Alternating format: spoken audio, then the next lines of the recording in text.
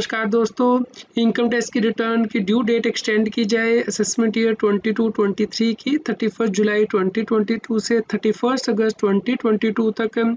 इसके लिए Gujarat chamber of commerce and industry ने सीबीडीटी यानी कि इनकम टैक्स डिपार्टमेंट को लेटर लिखी है, जिसमें कि बहुत से रीज़न दिए गए हैं कि डेट क्यों एक्सटेंड की जानी चाहिए। दोस्तों, जो सैलरीड या फिर नॉन कॉर्पोरेट टैक्स पेयर है जिनका कि टैक्स ऑडिट नहीं होता है, उनके लिए लास्ट डेट 31 जुलाई 2022 है। इसे 31 अगस्त 2022 तक एक्सटेंड किया जाए, इसके लिए रीज़न दिए गए हैं। सबसे पहला रीज़न ये दिया गया है कि जो टीडीएस रिटर्न है Q4 की फाइनेंशियल ईयर 21-22 की, वो 31 मई 2022 तक फाइल की जाती है और उसके बाद टीडीएस सर्टिफिकेट 15 जून 2022 तक इशू किए जाते हैं। इस प्रकार जब ये टीडीएस सर्टिफिकेट इशू हो जाते हैं तो उसके बाद ही टैक्स पेयर और जो अकाउंटेंट हैं, प्रोफेशनल हैं, वो इसे रिकंसाइल करते हैं टैक्स पेयर की बुक्स ऑफ अकाउंट के साथ। इस प्रकार उनके पास बहुत कम टाइम बचता है ये रिकंसिलेशन करने के लिए। दूसरा रीज़न ये दिया गया है कि जो टीडीएस के नए सेक्शन है 194R 194S उन्हें 1 जुलाई 2022 से इम्प्लीमेंट किया गया है, जिसकी वजह से कि अकाउंटेंट्स के ऊपर बहुत ज़्यादा प्रेशर आ गया है। इसके अलावा कंपनीज ऑडिटर रिपोर्ट ऑर्डर कारो 2020 की नई डिस्क्लोजर रिक्वायरमेंट जो कि फाइनेंशियल ईयर 21-22 से एप्लीकेबल कर दी गई हैं, उसकी वजह से भी प्रोफेशनल के ऊपर बहुत सा बर्डन आ चुका है।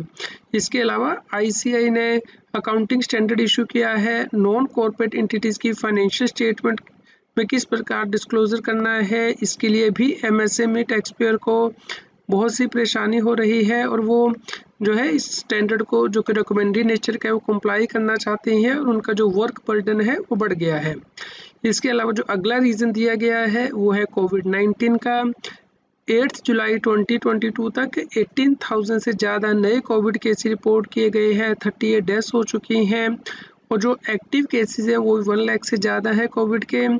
इस प्रकार इस पेंडेमिक की वजह से भी जो बर्डन है वो टैक्स पेयर के ऊपर बढ़ा है।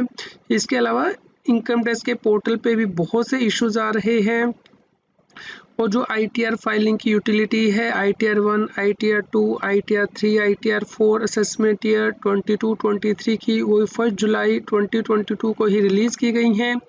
इस प्रकार टैक्स पेयर के बाद बहुत कम टाइम बचा है ITR को फाइल करने के लिए।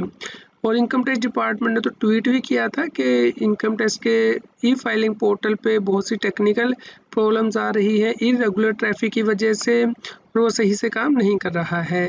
इसके अलावा इनकम टैक्स के पोर्टल पे वेबसाइट पे लॉगिन भी नहीं हो पा रहा है और 26 AS, AIS, TIS को डाउनलोड करने में भी बहुत सी परेशानी हो रही है।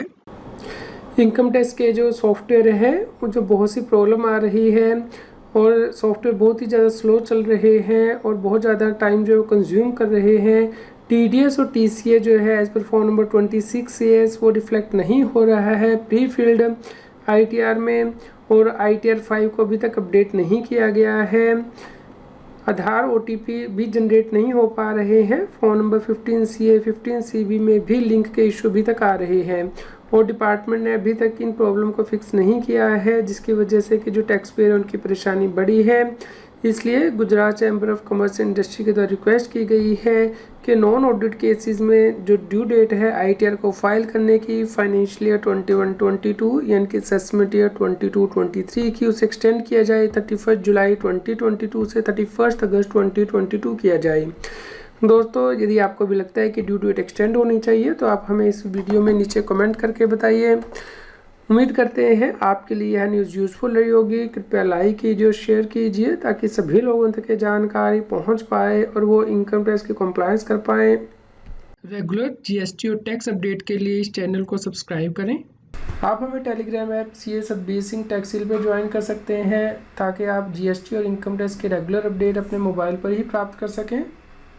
यदि आप इस चैनल को सपोर्ट करना चाहते हैं या फिर आपकी कोई इनकम टैक्स और GST की क्वेरी है तो आप सुपर थैंक्स बटन को यूज़ करके वो पूछ सकते हैं ताकि हम जल्द से जल्द आपकी क्वेरी का जवाब दे पाएँ।